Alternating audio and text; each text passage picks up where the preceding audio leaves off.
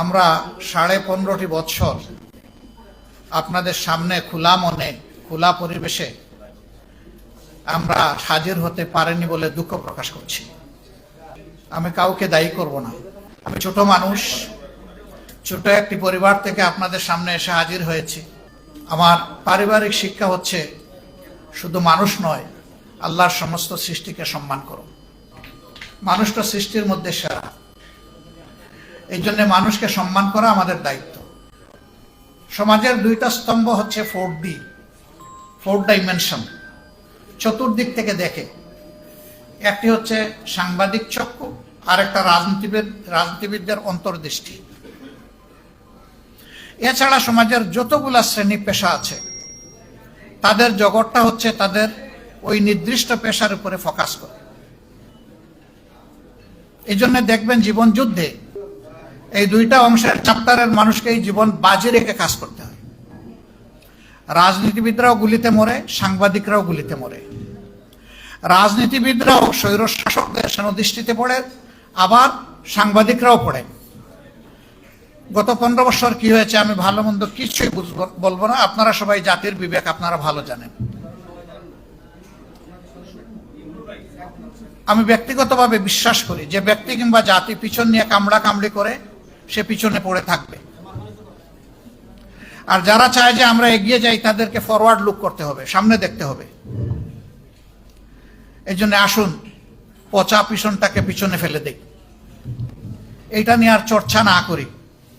এখন জাতি হিসাবে ঐক্যবদ্ধভাবে সামনে কিভাবে আমরা আগাবো, আমরা সেই রোডম্যাপ তৈরি করি সবাই মিলে। এখানে জাতির সকল স্তম্ভের হাতগুলোকে জাতীয় স্বার্থে এক জায়গায় আসতেই হবে। এই জায়গায় কোনো বিভাজন চলবে না। একটা জাতি যখন ঐক্যবদ্ধ থাকে গোটা বিশ্ব তাদেরকে সম্মান করতে বাধ্য হয়, আর জাতিটা যখন বিভক্ত হয়ে পড়ে তখন তাদের মাথার উপর সবাই মাতব্বরি করে, এবং এতে ওই জাতির শুধু ক্ষতির পরিমাণ বাড়ে, জাতি লাভবান হয় না। আজকে বড় প্রয়োজন আমাদের ঐক্যের। আমরা অতীতে যদি বিভক্ত হয়েই থাকি দল ধর্মের ভিত্তিতে, ট্রাইবস এবং বিভিন্ন কাস্টের ভিত্তিতে, আমি বলবো যে এগুলো আমরা ভুলে যাই। আমরা বলতে চাচ্ছি আমাদের এই প্রিয় দেশে যারাই জন্মগ্রহণ করবে তিনি যে ধর্মেরই হন, যে দলই সমর্থন করুন কিংবা নির্দলীয় হন, তিনি দেশের একজন গর্বিত মর্যাদাবান নাগরিক, এবং সকল নাগরিককে তার অধিকার সংবিধান এবং রাষ্ট্র যা দিয়েছে করুণা হিসেবে নয়, তার অধিকার হিসেবে তাকে দিতে হবে। এই অধিকার প্রাপ্তির জন্য যোদ্ধা হচ্ছে রাজনীতিবিদরা, যোদ্ধা হচ্ছে কলম যোদ্ধা এবং বাক যোদ্ধারা। এই আপনারা আর আমরা মিলেই কিন্তু সমাজটাকে আমরা রাইট ডিরেকশনে নিব, এটা আমাদের দায়িত্ব। অনেকে অতীতে বিভিন্ন আন্দোলনের ব্যর্থতায় বলতো জনগণ নামে না কেন, জনগণ নামবে কেন? আমি কতটা নেমেছি তার উপর নির্ভর করবে আমার জনগণ কতটা নামবে। আগে তো দায়িত্ব আমাকে নিতে হবে। আমি যদি অসত্যকে প্রতিরোধ করতে চাই, শুধু ঘরে বসে আমাকে ফর্মুলা দিলে তো হবে না, আমাকে রাস্তায় নামতে হবে, রাস্তায় নামে নেতৃত্ব দিতে হবে। এ বিশ্বের যতগুলো পরিবর্তন হয়েছে ওই ব্যক্তিকে কেন্দ্র করেই পরিবর্তন হয়েছে। সেখানে একটা ম্যাগনেটিক ক্যারেক্টার থাকতে হবে, যিনি সবাইকে ধারণ করবেন, যিনি সবাইকে তার থেকে দূরে ঠেলে দেবেন না। সেই ম্যাগনেটিক ক্যারেক্টার আল্লাহ যাদের মাঝে দিয়েছেন তাদের দ্বারাই সমাজের পরিবর্তন হয়। আমরা এমন ব্যক্তি আল্লাহর কাছে চাই, তিনি যেন সেরকম ক্যারেক্টার, উদার বিশাল মনের মানুষ, যিনি সারা বাংলাদেশের প্রত্যেকটি ইন্ডিভিজুয়ালকে তার অন্তরে শ্রদ্ধার সাথে ধারণ করবেন, এমন মানুষ আমাদের বড় প্রয়োজন। আল্লাহ যেন সেটা দিয়ে আমাদেরকে সাহায্য করেন। সাংবাদিক ভাই বোনেরা, অতীতে আপনাদের হাতের কলমকে ফ্রিজ করে রাখা হয়েছিল, একটা অদেখা হ্যান্ডকাপ আপনাদেরকে পরিয়ে দেওয়া হয়েছিল। যারা কথা বলেন তাদের মুখে সেরকম অদেখা একটা তালা ঝুলিয়ে দেওয়া হয়েছিল। সাময়িকভাবে এই তালা খুলেছে।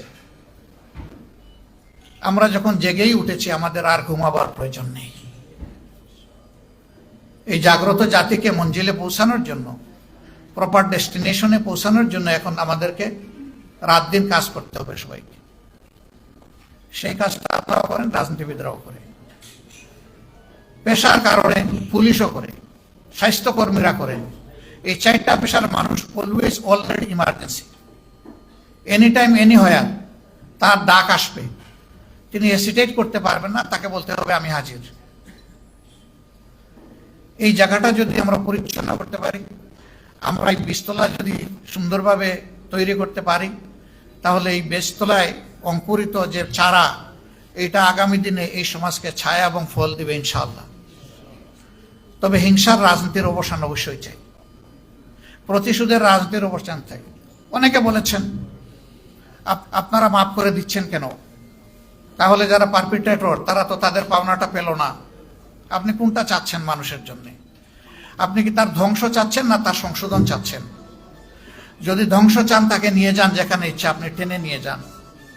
আর তার যদি আপনি সংশোধন চান এবং একটা সংশোধিত হাত হিসাবে তিনিও সমাজে কোনো অবদান রাখুন, সেটা যদি চান, তাহলে তাকে সংশোধনের জন্য জায়গাটা তৈরি করে দিতে হবে। ওই জায়গায় হিংসার কোনো জায়গা নেই, এখানে উদারতার প্রশ্ন। তবে আমরা বলেছি হ্যাঁ, কোনো ভিকটিম কিংবা ভিকটিম ফ্যামিলি তারা যদি সুনির্দিষ্ট অপরাধের প্রতিকার চেয়ে আইনের আশ্রয় নেয়, আমরা তাদেরকেও সাহায্য করব, এটা আমাদের দায়িত্ব। কিন্তু দল হিসাবে আমাদের উপরে যা করা হয়েছে, এই জুলুম শব্দ বলতে আমার কষ্ট লাগে, যা করা হয়েছে আমরা আল্লাহর রাস্তায় তা ক্ষমা করে দিলাম। দল হিসাবে আমরা কোনো প্রতিশোধ নেব না।